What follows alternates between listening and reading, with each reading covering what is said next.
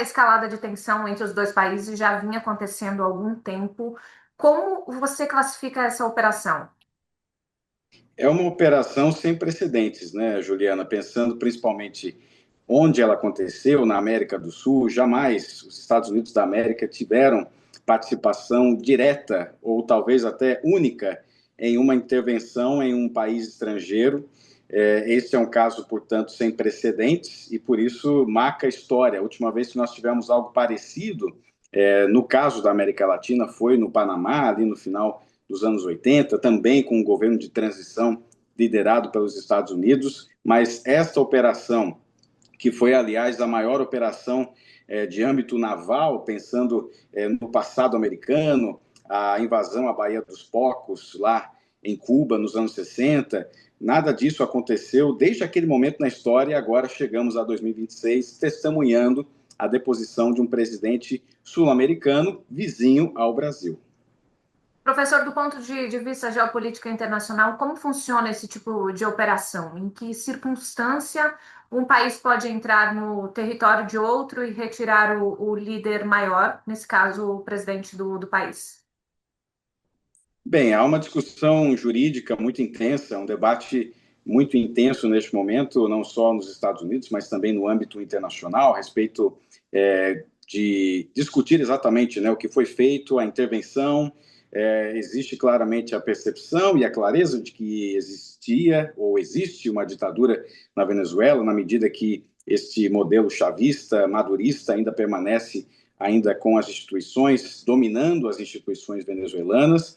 Mas é claro, né, que pensando na esfera do direito internacional, há uma série de questões delicadas quando nós pensamos, né, de invasão de território, defesa de soberania, tudo isso é muito delicado. Mas isso também mostra também que existe hoje uma espécie de nova ordem internacional que não tem muito a ver com aquilo que nós vivíamos até ali, o fim da Segunda Guerra Mundial, o estabelecimento de organismos multilaterais como a ONU, como a OEA, que atuavam como árbitros, de uma certa maneira, daquilo que países faziam com os outros, a interação entre nações.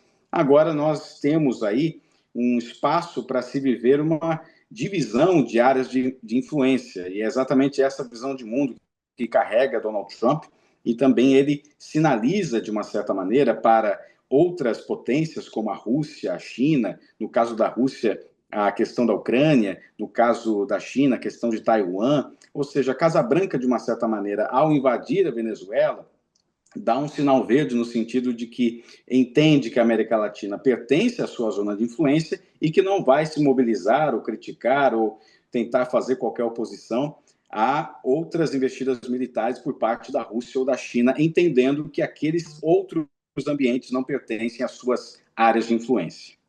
Como você acabou de ressaltar, Lucas, o Nicolás Maduro é apontado internacionalmente como um ditador, né? Responsável por uma grave crise política e econômica e humanitária na Venezuela. Por outro lado, a ação de Trump pode ser interpretada como violação da soberania venezuelana, né?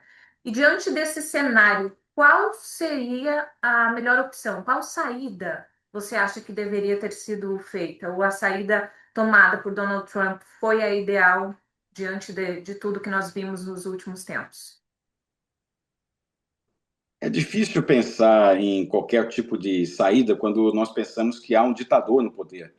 Há alguém que não respeita, por exemplo, né, a organização de eleições. Nós tivemos uma eleição na Venezuela em 2024, organismos internacionais atestaram que a oposição venceu aquela eleição através de Edmundo Gonçalves, um ex-diplomata muito experiente, e o que aconteceu na Venezuela é que Nicolás Maduro, por mais que tenha perdido a eleição de acordo com organismos internacionais, ele permaneceu no poder e Edmundo Gonçalves, que venceu aquela eleição, está em exílio, tem dificuldades de voltar ao seu próprio país. Por isso que dá para dizer que qualquer saída negociada é muito difícil quando se trata de um governo autoritário, como foi de Nicolás Maduro. Por isso que há de se lamentar que a única forma, a única maneira em que ocorreu essa mudança de regime, ou pelo menos essa retirada de um chefe de Estado autoritário, foi através de uma intervenção de outro país. É um atestado clássico do fracasso das saídas diplomáticas, de saídas negociadas, de instituições como eleições, que poderiam funcionar como elementos de prevenção de ditaduras. É um fato de lamentação, pensando que foi necessário uma intervenção de uma outra nação para se retirar um ditador. E, Lucas, quais podem ser as consequências práticas desse episódio? O que de fato pode acontecer com Nicolás Maduro e quais são os impactos esperados dessa ação, principalmente para a América Latina? Bem, o primeiro ponto é que Nicolás Maduro agora está em uma situação muito delicada do ponto de vista pessoal. Ele não retornará à Venezuela, não será novamente presidente da Venezuela. Essa possibilidade está completamente fora de questão. Ele está hoje sob custódia das autoridades americanas, que o julgarão em Nova York. Está mais do que claro que ele será condenado pelos crimes que lhe são apontados, ou seja, ele vai muito provavelmente passar bons anos de sua vida em prisões americanas. Essa é a tendência, isso é o que deve acontecer. Agora, do ponto de vista do que isso representa para a América Latina, o próprio presidente dos Estados Unidos já enumerou, de uma certa maneira, aquilo que ele pretende fazer. Primeiro com a Venezuela, administrar a Venezuela, não entregar a Venezuela para outras lideranças políticas como Maria Corina Machado ou mesmo Edmundo Gonçalves.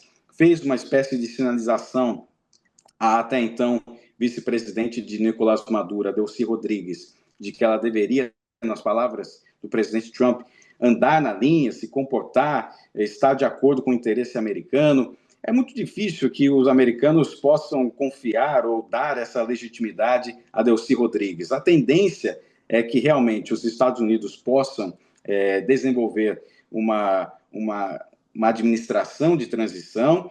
Podemos imaginar que eventualmente tenhamos eleições, não sabemos quando, de qual maneira, quem seriam os candidatos. É um futuro de muita imprevisibilidade, considerando, por exemplo, a Venezuela faz parte do Mercosul, embora esteja suspensa. Como é que nós vamos discutir, por exemplo, reuniões do Mercosul, considerando, por exemplo, quem estará à mesa para representar a Venezuela, quem estará à mesa para discutir o futuro da Venezuela em ambientes multilaterais. Nós temos muitas dúvidas, poucas respostas, por isso que dá para dizer que o futuro da Venezuela ainda é muito nebuloso. Não se sabe quem será o líder da Venezuela pelos próximos meses ou até pelos próximos dias.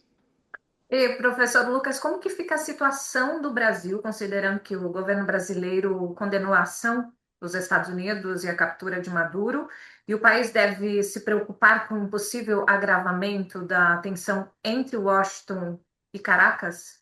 O nosso país deve se preocupar com isso?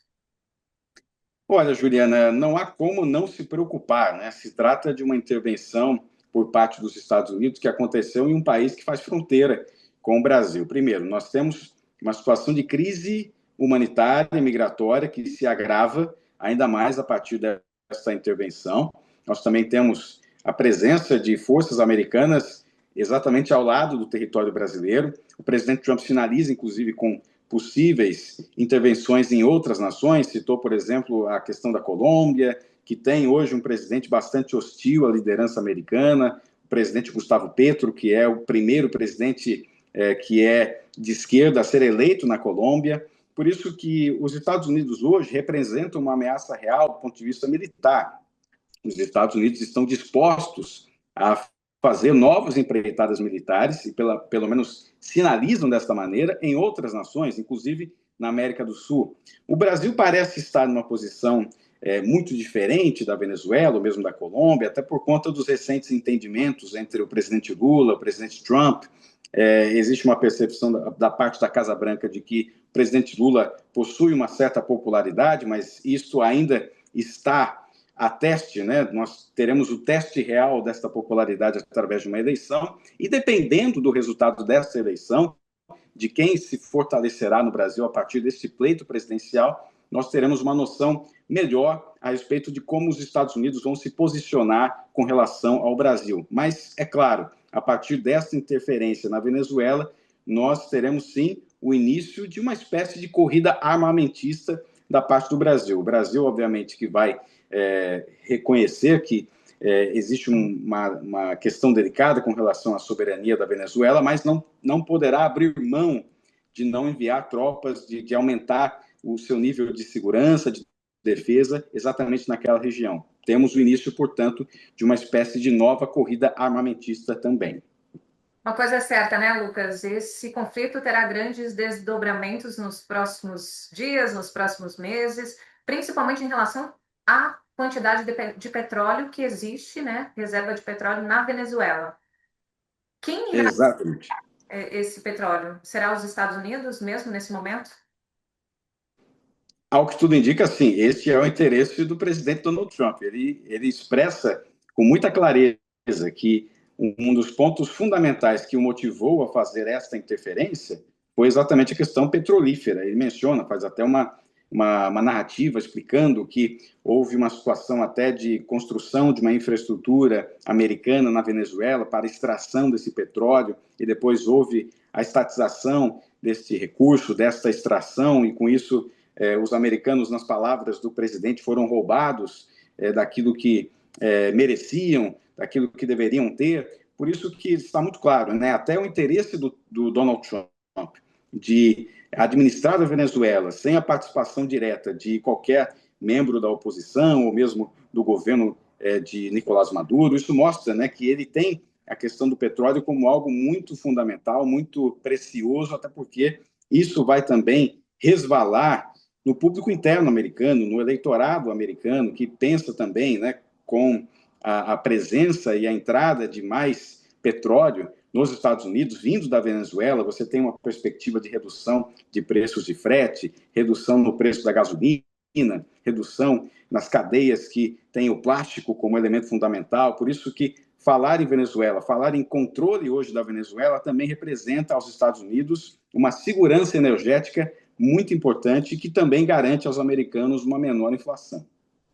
Professor Lucas, muito obrigada pela gentileza da entrevista e principalmente por esclarecer um tema que é tão complexo para todo mundo, né? Muito obrigada e até breve. Até, Juliana, um prazer sempre. Muito obrigado.